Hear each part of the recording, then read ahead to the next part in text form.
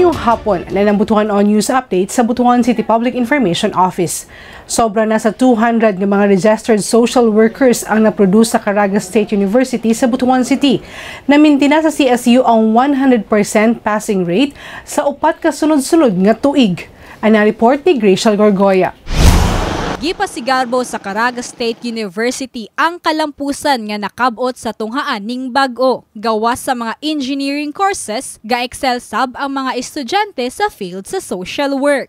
Ning bag-o, nag-top 7 ang kanhi estudyante nga si Kyle Joshua Coles nga nakakuha sa rating nga 85.80%. Namintina sa CSU ang 100% passing rate sa upat kasunod-sunod nga tuig. So, with that thing, kanang mga best practice nga ginabuhat sa social work ng department, among ginaipadayon. And then, all those activities, especially kanabang ma-engage sila gyud ang kanang mga student, no? Social work is not just a field, no? It's really an advocacy, kanang touching the lives of people and how somehow ma-internalize nila sa mga estudyante ba. Kini gikalipay sa Department of Social Work ilawom sa College of Social Sciences and Humanities. Gibida sa Dean sa College of Social Sciences and Humanities nga si Proof Ruth Sanchez ang hingpit nga suporta nga gihatag sa mga panginahanglanon sa mga estudyante sama sa physical needs, mga classrooms ug laboratories. Sumala ni Frup Sanchez nga bisan paghuman sa graduation, gisiguro nila nga andam na kini para sa board exam o gidasig nila ang mga graduates nga magpadayon og review sa tunghaan. We support our students in terms of their needs, physical needs, and of course we have the classrooms, the laboratories, and all of these things.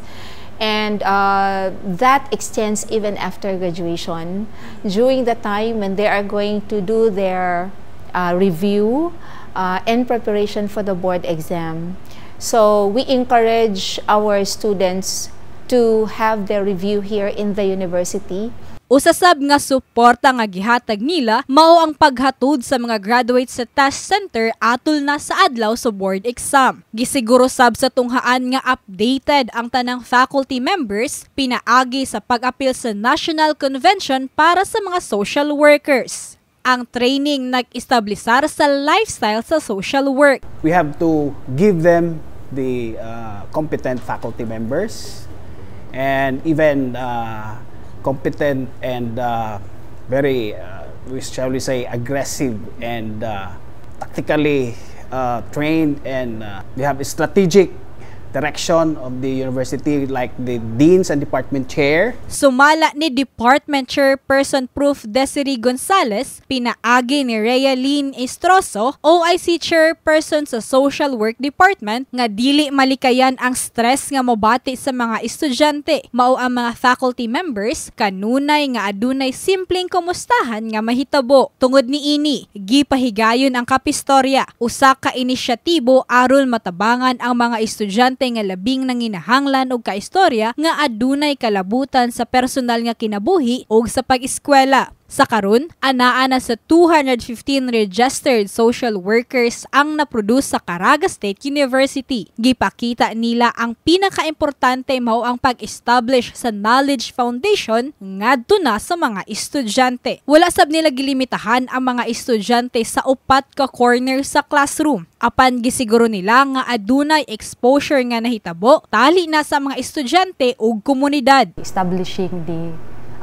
knowledge foundation, no, of the students, starting from their first year to fourth year. So we expose them, no, to the society itself, not just in the four corners of our classroom.